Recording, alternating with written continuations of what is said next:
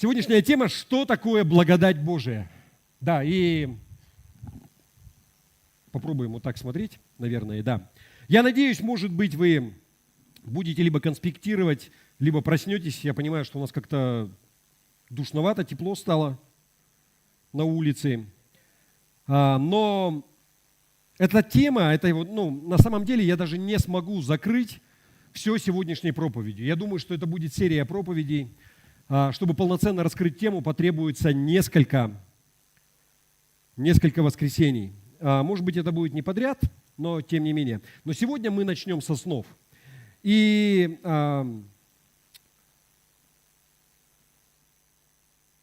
вы знаете, я начну с того, что когда я слышу слово «благодать», мне всегда вспоминается одна история.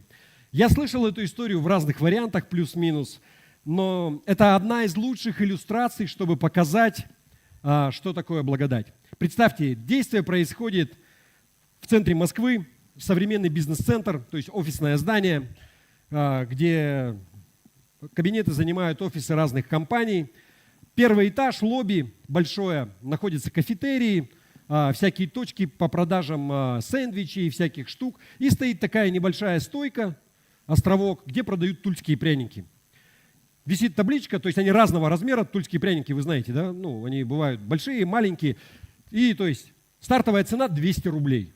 Табличка, у нас цены всего 200 рублей. И стоит женщина-продавец, уже довольно пожилая. И однажды из своего офиса выходит бизнесмен, идет мимо, ложит ей 200 рублей на стойку и уходит. Не берет ничего. На следующий день то же самое. И так продолжается на протяжении месяца. Он идет, 200 рублей ложит и уходит. И в очередной раз наступает один день, он ложит 200 рублей, идет, и она выбегает из-за стойки и кричит ему: «Мужчина, подождите!» Он смотрит на часы, явно торопится и говорит, не хочет время тратить, и говорит: «Я, наверное, знаю, что вы мне хотите сказать, что я вам уже месяц плачу по 200 рублей и пряники не беру, но на самом деле факт заключается в том, что я вообще не люблю тульские пряники». На что женщина так посмотрела на него и говорит: «Мужчина, мне все равно, возьмете вы пряник или нет, но я хотела вам сказать, что мы подняли цену до 350.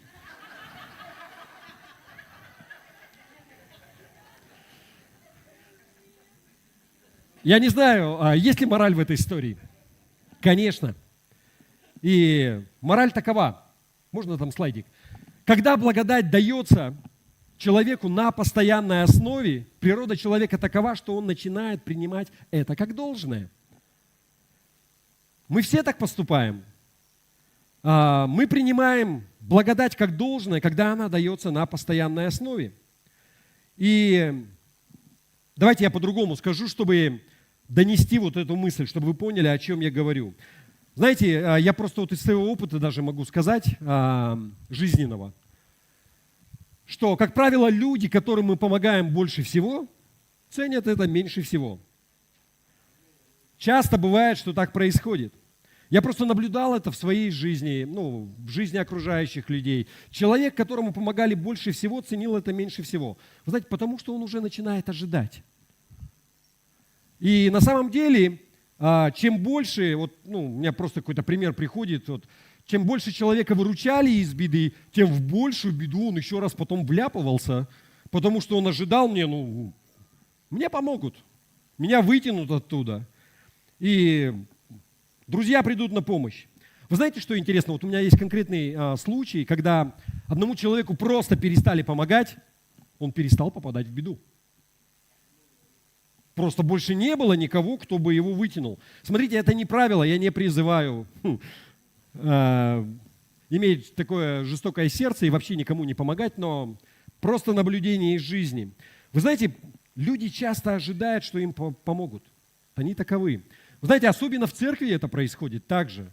Вы же церковь, вы же должны помогать.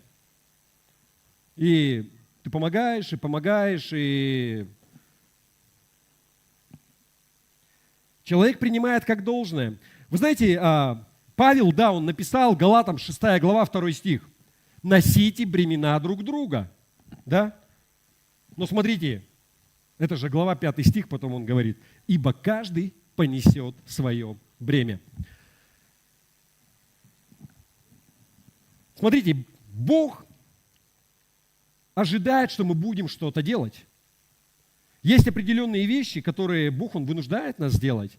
Посмотрите на все чудеса, которые Иисус, Он сотворил. Когда Он кого-то исцелял. Он исцелял человека, но Он говорил ему, что возьми свою постель и иди. Встань, там, открой глаза. Человек должен был что-то делать тоже, да? Когда благодать дается, еще раз, хочу повторить просто мысль, на постоянной основе природа человека такова, что он принимает это как должное. И правда заключается в том, что большинство христиан пользуются Божьей благодатью и на самом деле не ценят ее. Принимают ее как должное. Давайте мы посмотрим, я вам докажу сейчас это. Римлянам 6 глава, 1 стих. Павлу не пришлось бы это писать, если бы люди не относились к благодати Божией как к должному. Смотрите, что Павел пишет здесь. Что же мы скажем тогда? Следует ли нам оставаться в грехе, чтобы Бог все больше и больше наделял нас своей благодатью? То есть здесь он о чем говорит? То есть если Бог меня прощает постоянно, Бог меня простил, значит, по благодати я буду грешить, и благодать она будет умножаться. Он будет меня постоянно прощать. Но дальше смотрите, что он пишет во 2. Конечно же нет. Но люди, это классический пример, когда мы пользуемся Божьей благодатью. Большинство из нас подсознательно может думать, что я могу грешить, Бог меня все равно простит, Он добрый, Он благой Бог. Но я верю, что те из нас, кто мы так думаем и поступаем, мы на самом деле не понимаем вообще природы и сути благодати Божией. Не понимаем цели благодати и то, как она действует в нашей жизни. И сегодня я хочу говорить об этом, и, может быть, еще несколько проповедей. Давайте мы начнем вообще с основ и поговорим более академично. То есть представьте, что вы учитесь в богословской семинарии, да, в теологической семинарии. И если вы ходите на занятия по системному богословию, то есть везде дается определение. То есть есть благодать, есть определение у христиан. Я просто взял, смотрите, интересная вещь такая. Когда я искал определение, я не сразу нашел вот коротко, ясно и понятно. Потому что все, как правило, там, по странице, по абзацу, по 2 и начинают объяснять, что такое благодать. Короткого определения не так много. Давайте посмотрим большой библейский словарь. Благодать. Дар от Бога, который проявляется в Его деяниях, выражающих милосердие, любовь, доброту и несущих спасение людям. Давайте дальше. Библейская энциклопедия архимандрита Никифора. Благодать. В богословском смысле это слово обыкновенно означает благий дар Божий, подаваемый человеку единственно по милости Господа, без всяких заслуг со стороны человека. Давайте следующий. Библейский словарь Виклянцева. Благодать – особый благой дар Божий, дар будущий, но обретаемый теперь верою, дар, явившийся во Христе Иисусе. Понятно стало? Как-то не очень, да? Смотрите, большинство из нас мы слышали, что благодать определяется как незаслуженное благословение. То есть по благодати это значит, я не заслужил, и я что-то получил. Все с этим согласны, и мы в этих определениях сейчас это читали также. Но я хочу, чтобы прямо вы осознали это и поняли, и поэтому я хочу копнуть глубже. Да, пойти, чтобы мы все понимали. И я хочу, чтобы мы посмотрели на этимологию этого слова. Этимология – это, то есть, происхождение, да? Откуда оно пошло, это слово, как оно развивалось с течением времени. И это то, что мы сейчас сделаем. Коротко. Можно следующий слайд. Вообще, на самом деле, слово «благодать» в Новом Завете греческое слово «харис». Не «харис» именно, а «харис». Да, вот здесь у нас есть. Вот видите, G5485, это словарь Стронга. Можете посмотреть. Часть 3, существительное женского рода, значение слова «харис». Здесь транскрипции нету, но я вам говорю, как оно произносится. Благосклонность, любезность, благожелательность. Второе значение – благодать, благоволение. Третье – благодарность, признательность, благодарение. И смотрите, на самом деле нам очень повезло в русском языке, потому что слово «благодать», если посмотреть дословно этимологию, например, русского слова, откуда оно произошло, написано, что просто произошло от старославянского «благо» и «давать». Но я вам скажу, откуда это произошло в старославянском. Это произошло от слова «харис» греческого. Это дословный перевод, прямо буквальный. Потому что корень слова «хар» – это «благо». Это все хорошее, что может быть с человеком. То есть благополучие. И вторая часть означает «давать». То есть буквально «давать благо». Да? И поэтому нам, как-то в этом плане проще. Но я не хочу просто быть, как, знаете, поздний Жванецкий, когда он там какие-то слова брал и на основании, делал какие-то умозаключения. Это действительно так. Это слово, оно произошло от греческого. И в греческом сложносоставное слово корень «хар» – это «благо». И здесь благо в смысле как забота. Наверное, вот было такое тоже русское слово, не русское, я уж боюсь сказать.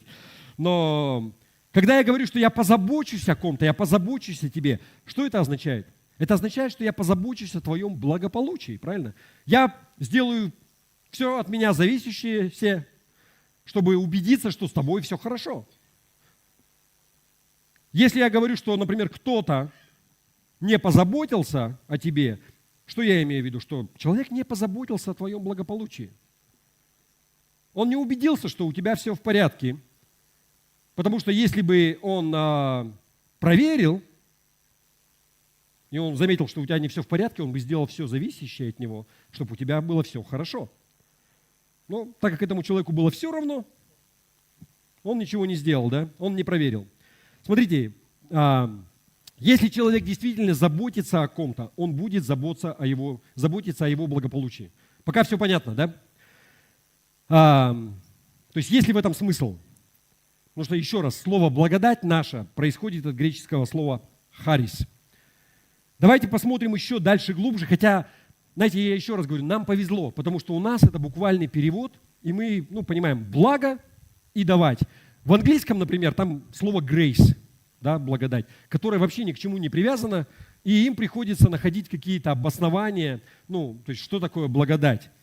Но я вот посмотрел, знаете, один из богословов англоязычных, он сам не грек, но изучал греческий язык, он утверждал следующее, что вот любое слово, которое начинается, использует этот корень, хар, да, благо, оно означает, что ты будешь именно делать все от себя зависящее, чтобы улучшить благосостояние человека, его благополучие. Ты убедишься, что с ним все хорошо. Еще в классическом греческом языке благодать, еще раз, которая харис, это всегда считалось чем-то незаслуженным. По-русски на халяву. Да? То есть ты вообще ничего не делал для этого, ты не зарабатывал, ты не платил денег, ты не старался. Оно просто тебе дано, потому что тебя кто-то любит. Вот это вот благодать. То есть, другими словами, ты не можешь этого заслужить, ты не можешь этого заработать. Это дано тебе, потому что человек просто любит тебя. Сейчас я все это свяжу воедино и приведу такую аналогию. То есть аналогия – это сравнение, да, чего-то с чем-то по пунктам, чтобы было больше понятно. Итак, мы сравним благодать, вот Божию в этом смысле, сравнив это отношение с родителями, с отцами, матерями и детьми. То есть родители с одной стороны, дети с другой стороны. Смотрите, родители, они заботятся о своих детях. Они заботятся об их благополучии. Так или нет? Должны, по крайней мере. Когда мы видим ребенка, которым пренебрегают, что мы говорим? Что с ними не так вообще, с этими родителями? Как так можно было, да, совсем пренебрегать ребенком? То есть это очевидно, и мы сразу это понимаем.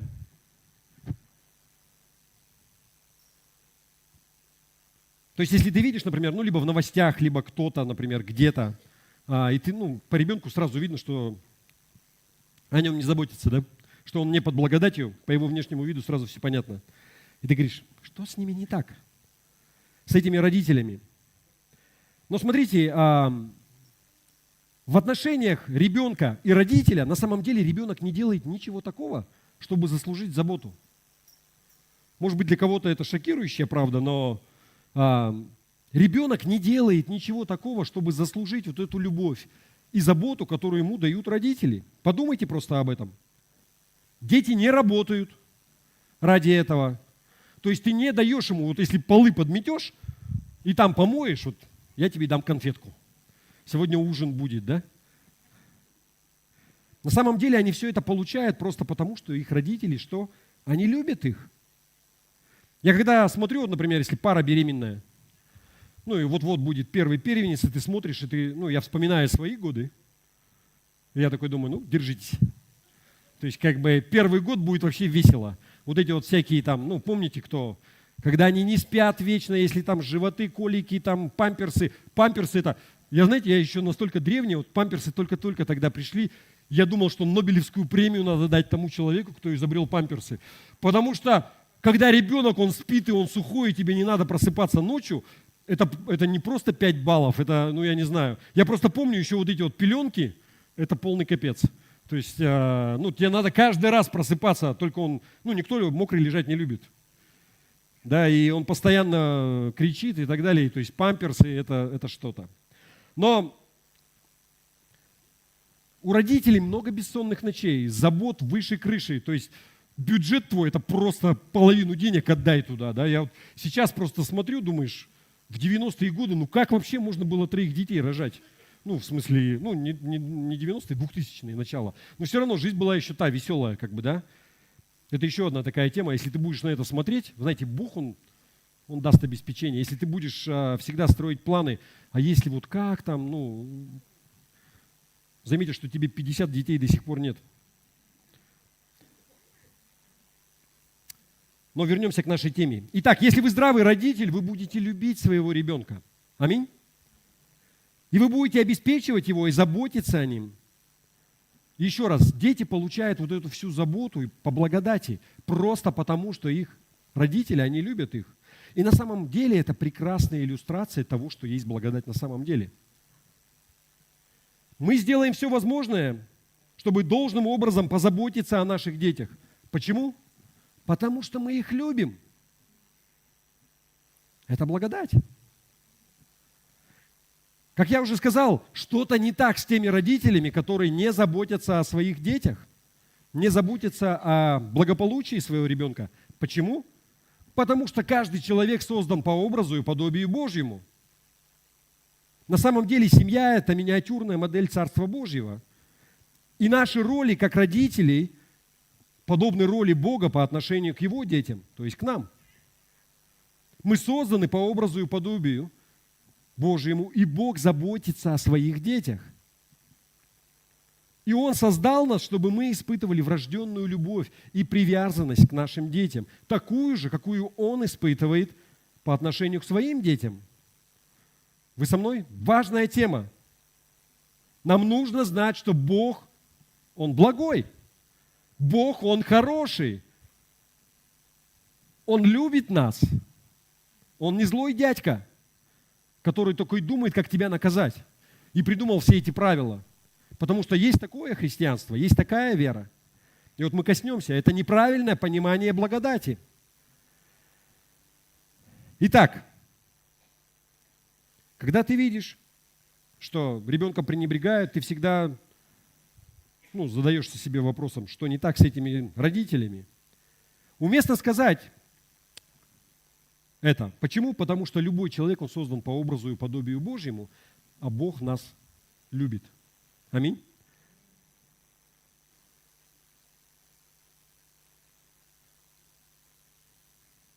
Смотрите, стал бы любящий родитель позволять своим детям делать что-то, что он знает, оно навредит его ребенку? Нет, да?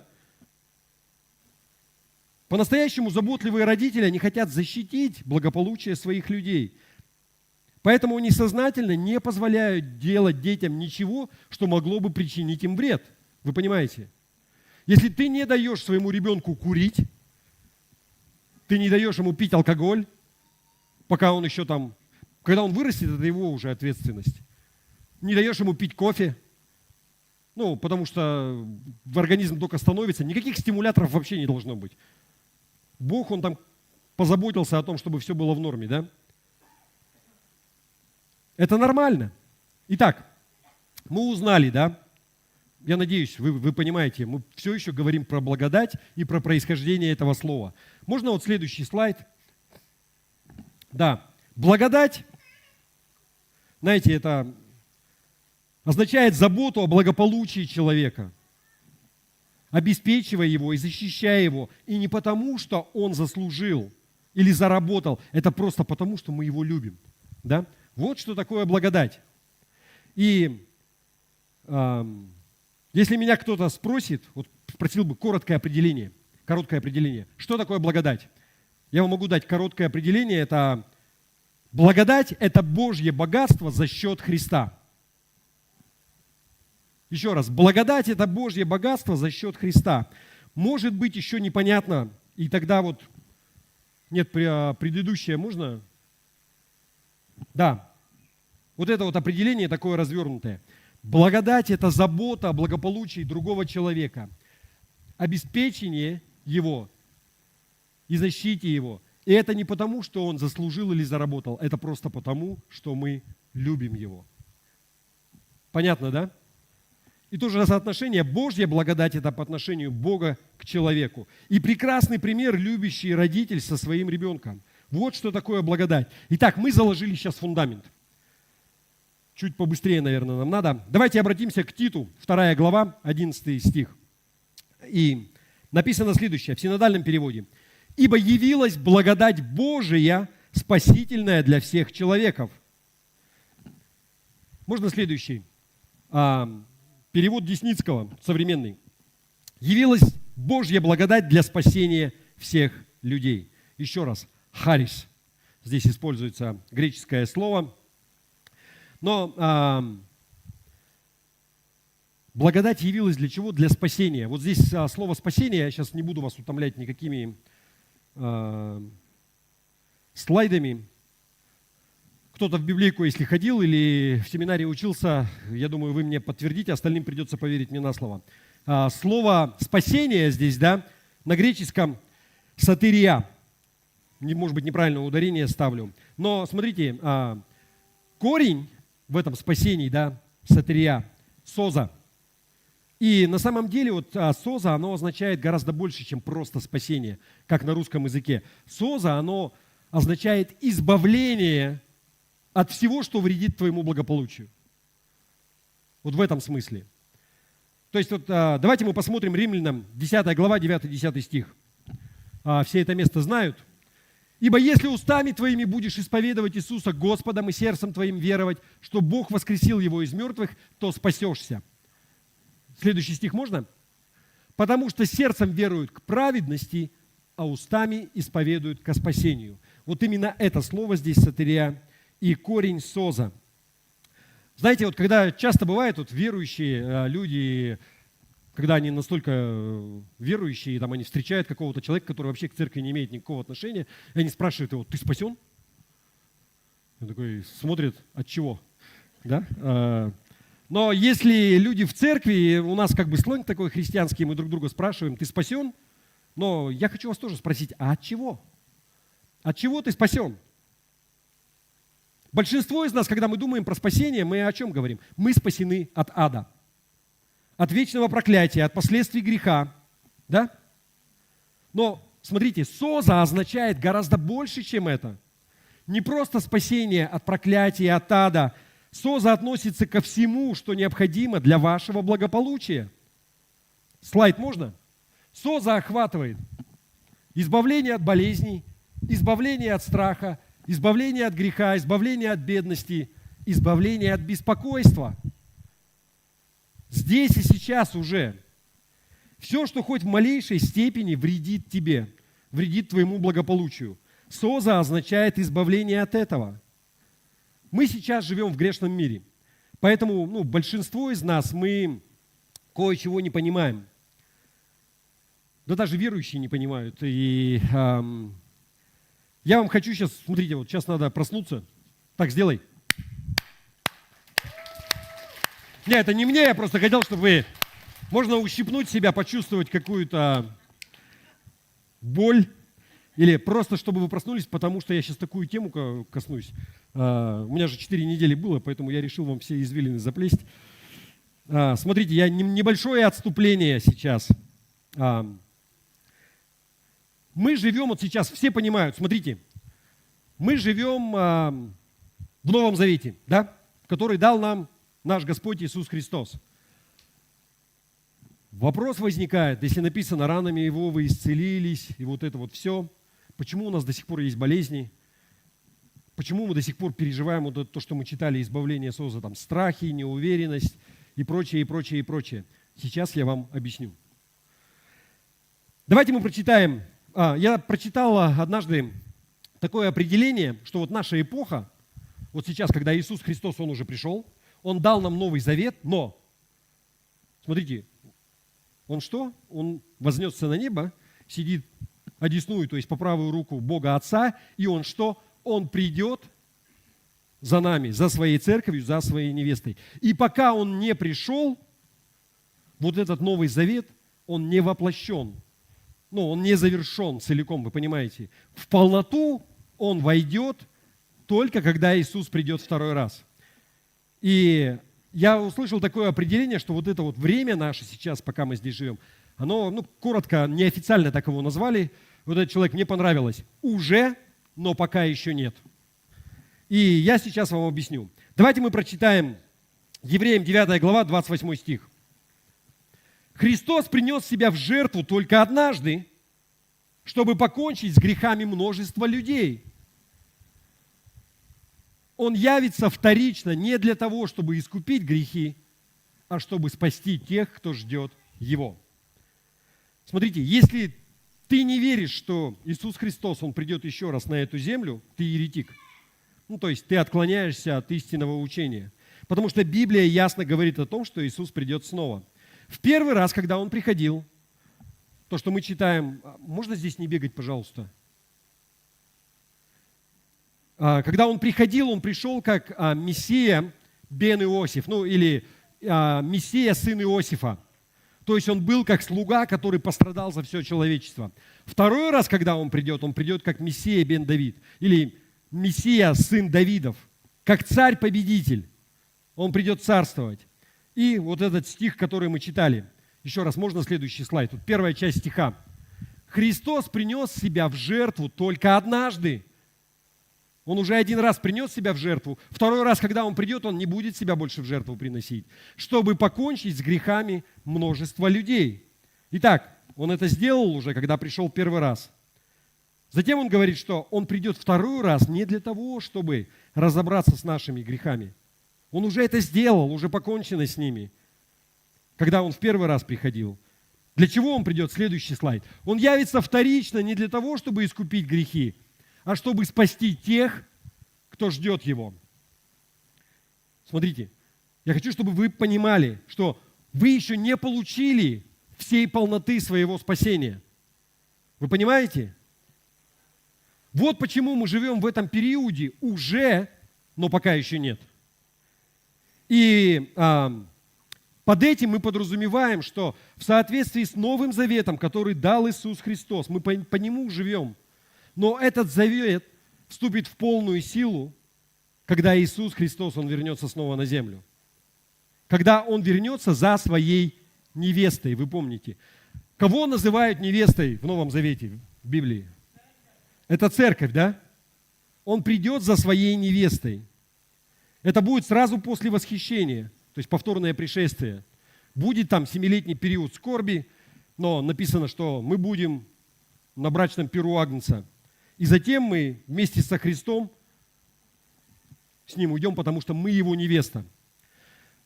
Я совсем недавно разобрался в такой теме. Смотрите, это еще одно отступление. И пока нить не теряйте, просыпайтесь. Я хочу вам кое-что объяснить. На самом деле для меня это прям было такое открытие, и многие вещи из Нового Завета стали понятны. Кто знает, что такое ктуба? Честно сказал, молодец. Остальные, видимо, тоже, потому что я сам не знал. Ктуба – это еврейский брачный контракт.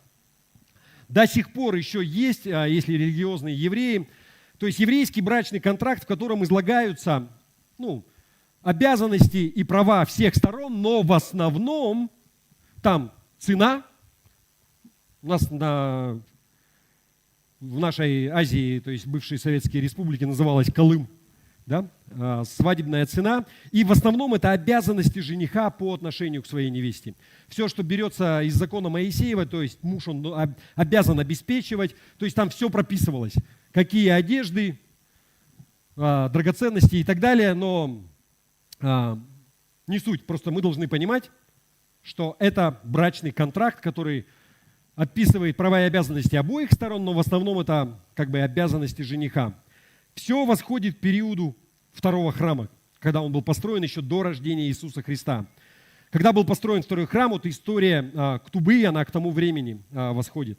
Смотрите, на примере Иосифа и Марии, Мария, которая родила Иисуса потом, я хочу вам привести вот этот пример, как все было, чтобы вы понимали, как была устроена свадьба вообще в то время. То есть в Библии, я хочу, чтобы вы понимали, в Библии этого не написано. Но по многим косвенным вещам мы можем это наблюдать. И почему мы можем утверждать? Потому что это традиция того времени, как оно было устроено. Смотрите, когда Иосиф, он захотел жениться на Марии, его отец Иосифа, он взял его, и они пришли в дом к Марии. Вместе, когда там находились ее родители. Может быть, это какое-то, знаете, такое перекрестное с тем, что раньше у нас тоже было, когда сваты ходили, и всякое вот такое. То есть отец, он пришел с Иосифом, и он сел рядом с отцом Марии, и они начали, как бы это банально ни звучало, обсуждать ктубу. Свадебную цену, брачный контракт. Сколько Иосиф должен был заплатить? Чем достойнее жена, тем больше была цена. По-разному там определялось. Потом, когда они совсем с этим разобрались, там, знаете, прямо торгуются, все прописывают, кто там сколько должен шкур, посуд, постельного белья и так далее, все это, как она будет обеспечена. После того, как все сделано, отец будущей невесты вызывал ее, они выходили из помещения, и он ее спрашивал: слушай, ты хочешь выйти за него замуж? Вот, пришел жених, мы уже все обговорили, вот детали. То есть ты получишь то-то, то-то, то-то и то-то. И она отвечала либо да, либо нет. Если она отвечала да, то они вместе с отцом возвращались обратно в комнату, и они подписывали, скрепляли вот эту ктубу уже юридически, официально. Смотрите, и с этого момента считалось, что она уже замужем. Или обручена. Ее отделили, осветили для жениха. Все смотрели на невесту уже, словно она замужем. Она уже принадлежит ему. Это то, что было с Марией, вы помните? То есть написано, Мария была уже обручена. А потом, когда Иосиф, он узнал, что она беременна, он хотел, написано, по-тихому отпустить ее, чтобы не позорить ее. То есть они уже пришли, они уже сторговались. Она уже ответила да, они подписали ктубу. Но брак еще не был финализирован, он не был совершен еще самой непосредственно. Дальше мы сейчас коснемся, этого еще не было. Вы помните, я параллели также с церковью вам привожу. Насколько у вас процессор еще не закипает, чтобы вы... То есть после этого распивалось вино. Мы не будем касаться там всех деталей, да. После этого что? Отец с женихом собираются уходить. Жених смотрит на невесту и говорит, что я иду приготовить для тебя место. Я за тобой вернусь. Я приду снова.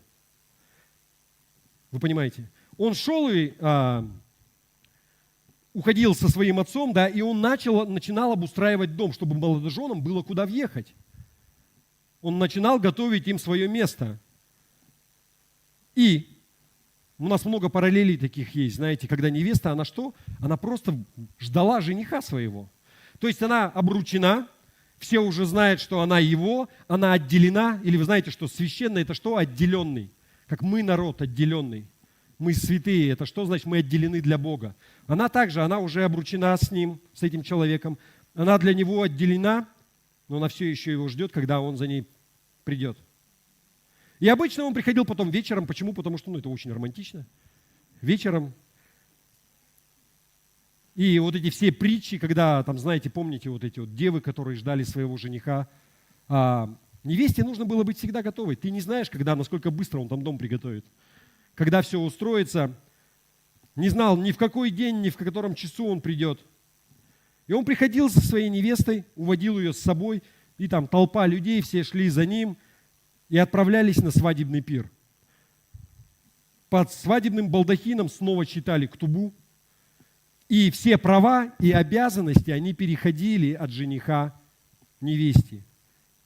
И смотрите, до этого у невесты, у нее были все обязанности, но еще никаких прав нету.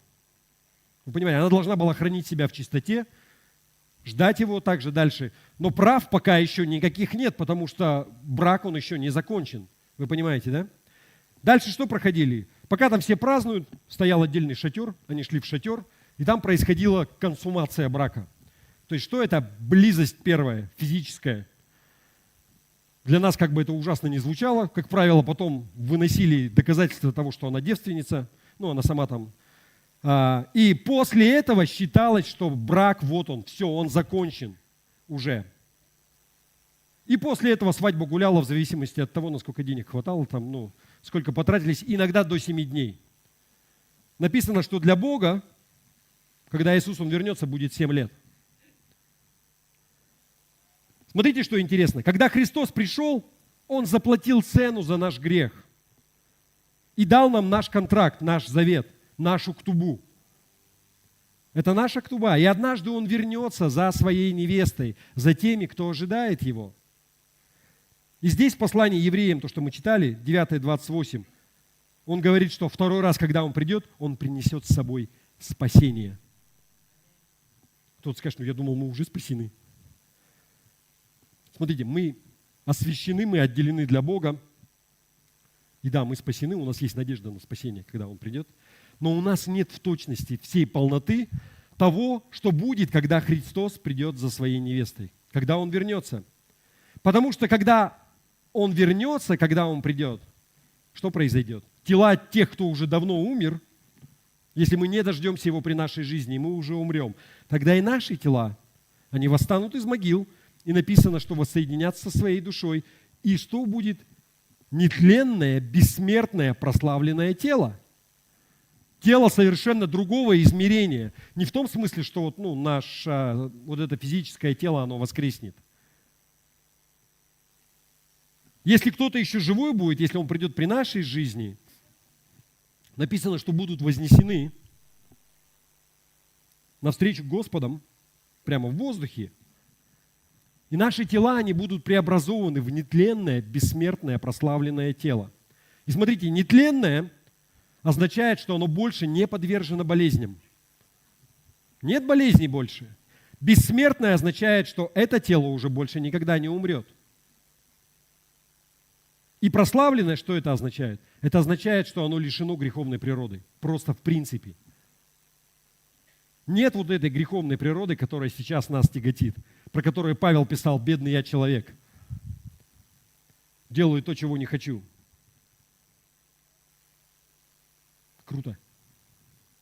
Итак, вернемся. Спасение влечет за собой избавление от болезней, избавление от страха, избавление от греха, избавление от бедности, избавление от беспокойства. Потому что мы с Мессией, который предусмотрел вообще все, со Спасителем, у него все предусмотрено. И все это есть в ктубе, это все есть в Новом Завете, что он, его обязанности по отношению к своей невесте. Вы понимаете? Кто-то может спросить, какое отношение это имеет к благодати. Рад, что вы спросили. Смотрите, вот в этот период уже, но пока еще нет, мы уже обручены со Христом. Церковь. Это не означает, что уже сейчас у нас бессмертное тело или нетленное тело. Мы все еще подвержены болезням. Но знаете что? Написано, что Бог Иегова Рафа. Бог целитель. И мы можем молиться об исцелении. Мы можем молиться об избавлении от страха. Мы можем молиться о том, чтобы Бог избавил нас от греха, помог преодолеть искушение, избавил от бедности. Обо всем этом мы уже сейчас можем молиться, можем просить. Знаете, как написано, 6 глава послания к евреям, что мы не достигли полноты, но мы уже попробовали на вкус. Мы уже предвкушаем, как оно будет. У нас есть вкус грядущего. Мы это ощущаем. Вот именно поэтому мы молимся с верой. Мы прочитали, как оно будет? Мы с верой можем просить это. Смотрите, подумайте о следующем. Уже сейчас вернемся обратно, потому что я отклонился, от темы. Сейчас поговорим снова о благодати. Смотрите, благодать, мы выяснили, означает заботу о нашем благополучии. Да?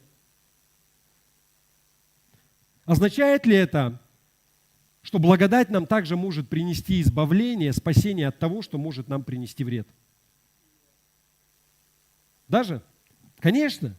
Давайте посмотрим послание к Титу, 2 глава, 11 стих. Говорится следующее. «Ибо явилась благодать Божия, спасительная для всех человеков». Синодальный перевод. «Явилась благодать Божия, спасительная для всех человеков». Смотрите, обратите внимание, что говорится о том, что благодать, она явилась для всех людей. Благодать явилась спасительная для всех человеков, для всех людей. Позвольте мне объяснить, что это означает. Очень важно. Вот здесь явилось греческое слово «эпифану».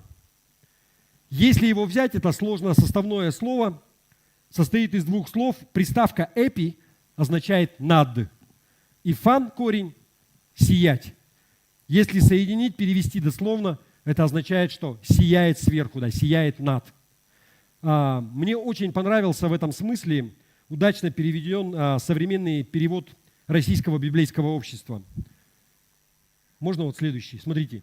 «Ведь великая Божья доброта осияла светом спасения все человечество».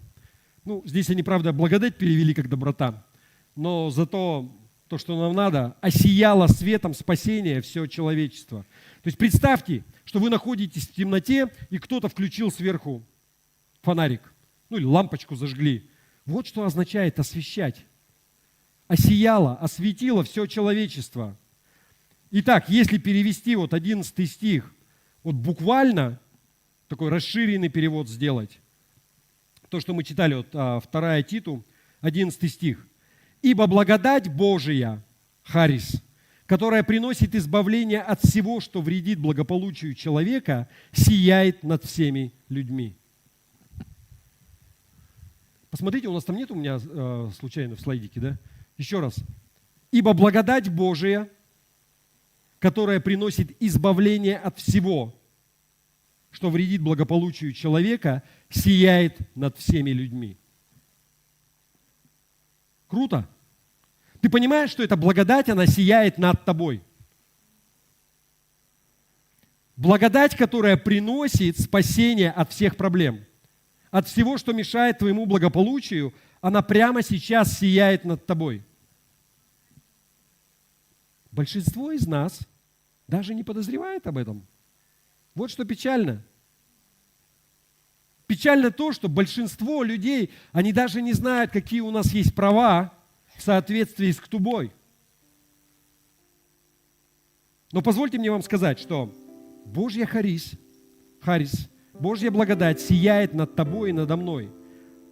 Большинство людей понятия не имеет, что над ними сияет, их освещает благодать Божия, которая может избавить от всего, от всех проблем. Если это правда, почему у нас до сих пор в жизни проблемы, кто-то может спросить. Я тебе отвечу, почему. Потому что благодать Божия делает избавление от всех проблем просто доступной. Но от нас зависит, примем ли мы это избавление вот в этот период, пока Христос, Он еще не пришел. В этот период уже, но пока еще нет. Придет время, когда ты даже не будешь обращать на это внимание, когда Христос, Он вернется. Если ты рожденный свыше верующий, ты будешь, может быть, идти по улице, ехать в машине, может быть, ты будешь спать дома. И когда Христос, Он придет за своей невестой, ты будешь вознесен, написано. Твое тело, оно преобразится, будет в другом измерении. Ты пройдешь сквозь потолок, сквозь крышу своей машины, чтобы быть вознесенным и встретиться с Господом. Наше тело, оно преобразится в нетленное, бессмертное, прославленное тело. Знаете, это то же самое тело, которое было у Иисуса Христа, когда Он воскрес. И Он пришел, помните, когда Он мог проходить сквозь стены. Написано, что двери были замкнуты, а Он взял и прошел и к ученикам. Как Он это сделал? Он перешел из одного измерения в другое. Но я хочу, чтобы вы поняли, когда это произойдет, нам уже не нужно иметь какую-либо веру, чтобы получить благодать Божью, потому что мы преобразимся уже. Но вот в течение вот этого периода уже, но пока еще нет, то есть сейчас, пока мы еще ожидаем Его присутствия, от нас зависит, получим ли мы благодать Божию, которая сияет над нами всеми. Вы понимаете? Мы получаем эту благодать только верой. Смотрите, хотя благодать, она сияет над тобой, она не оказывает на тебя влияния, пока ты лично не примешь ее верой. Вы понимаете? Позвольте мне показать вам кое-что интересное. Давайте откроем Евреям 4 глава, 2 стих. Написано: «Потому что нам точно так же возвестили радостную весть, как и тем, но тем не пошла на пользу весть, которую они услышали, потому что они не соединили ее с верой». О чем здесь говорится? Здесь говорится о том, что Евангелие, оно было проповедано, была проповедана благая весть. Почему одни люди приняли Евангелие, а вторые нет? Действительно, Евангелие было проповедано таким же, как и им. Кто эти они? Про кого здесь говорится? Это те, которые не приняли Евангелие. То слово, которое они не услышали, вернее, они услышали, оно не принесло им никакой пользы. Они не приняли Евангелие. Почему? Потому что оно не было смешано с их верой. Они не поверили. Вы видите, Слово Божие должно быть смешано с верой, чтобы оно действовало. Другими словами, без веры Слово Божие не работает. В некотором смысле вера, она действует как катализатор Слова Божьего. Все знают, что такое катализатор, да? Из химии, которую в школе учили. Катализатор – вещество, которое ускоряет или способствует реакции.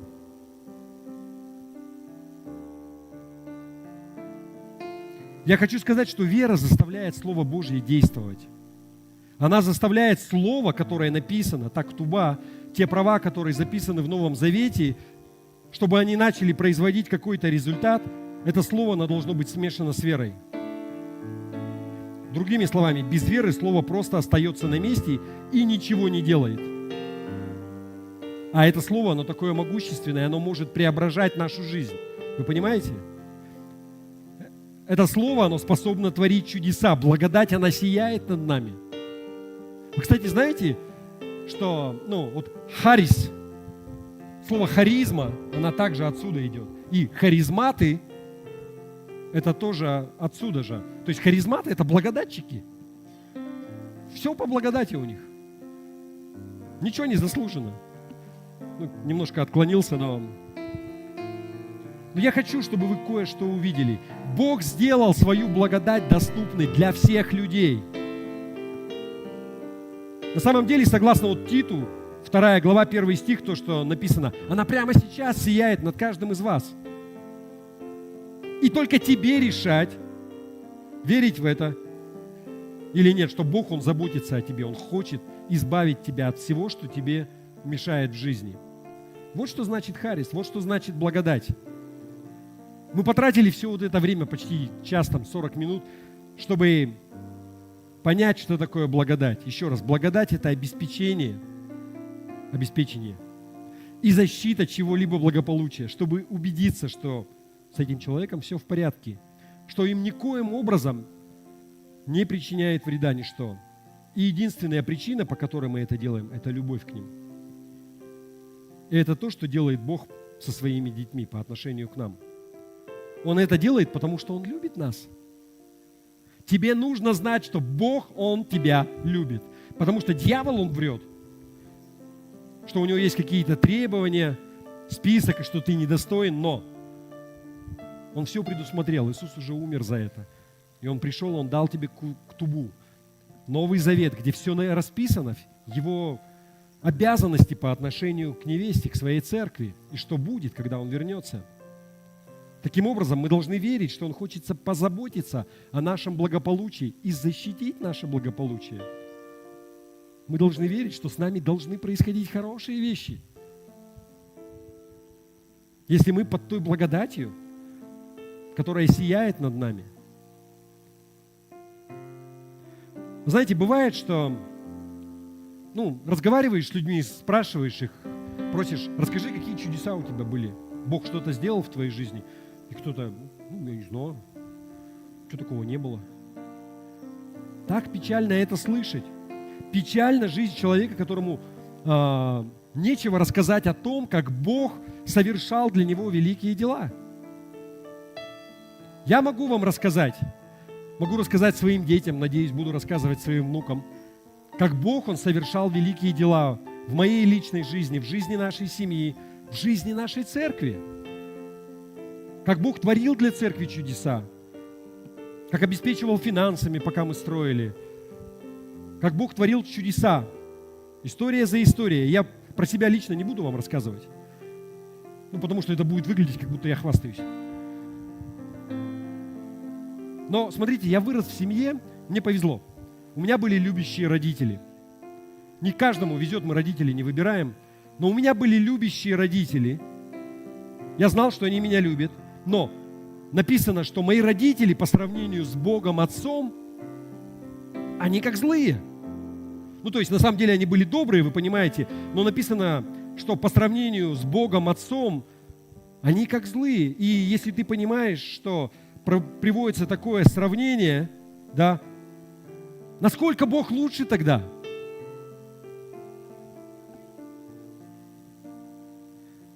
Как сильно Он любит меня. Его благодать, она сияет надо мной. Вы знаете, когда ты поймешь вот это, когда это дойдет до мозга твоих костей, это изменит твою жизнь. Изменит вообще все, изменит твою веру, изменит, как ты молишься. Благодать, она уже есть. Бог дал ее, она сияет нон-стоп, 24/7 над тобой. И только от тебя зависит, примешь ты ее или нет. Когда ты читаешь Библию, знаете, 11 глава Евреям, герои веры перечисляются. Когда ты уже понимаешь это, ты можешь листать обратно и понимать, насколько Бог благословил благодатью Авраама. Ты видишь Божью благодать над Иаковом, Исааком, Божью благодать над Давидом, над Самуилом. Ты понимаешь, что они поверили Богу, что Бог хочет для них хорошего, благого. И вот этот катализатор вера, смешанный с Божьей благодатью, он породил хорошие вещи в их жизни. Вы понимаете? Все, давайте свяжем все это со спасением.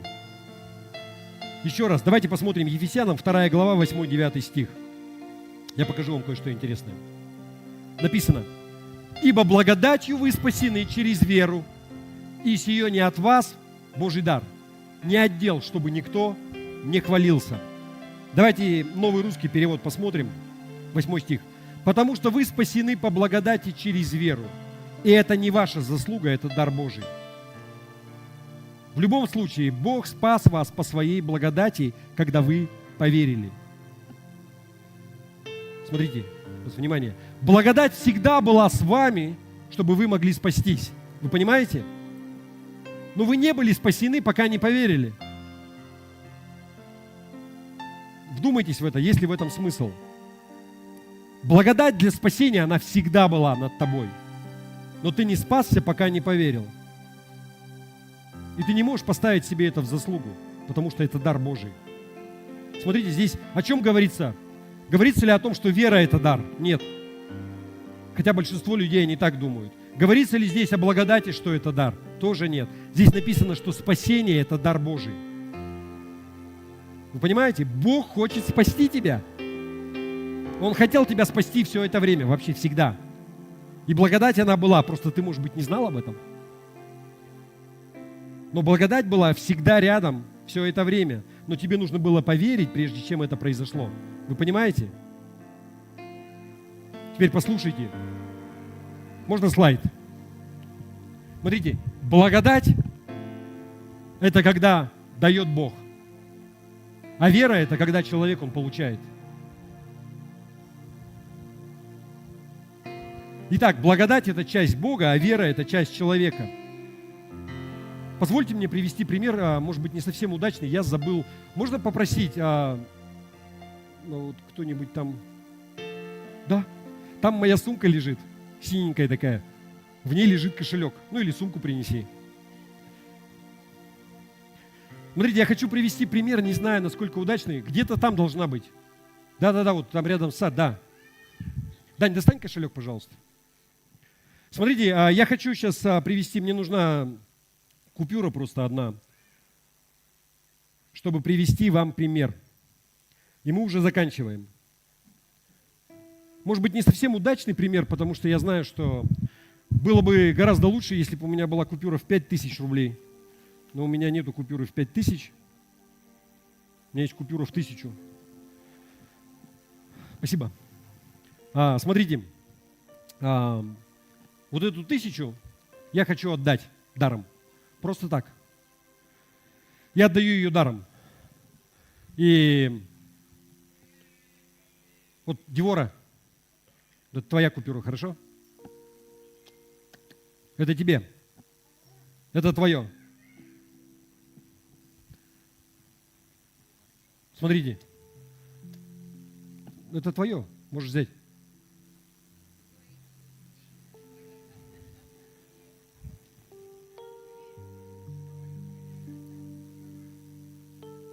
Смотрите, мы кое-как ее уговорили, да, чтобы она пришла, взяла. Если бы я был действительно хорошим пастором, здесь бы 5000 лежало.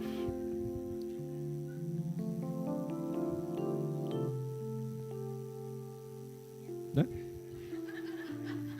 Все, можешь идти. Да, пожалуйста.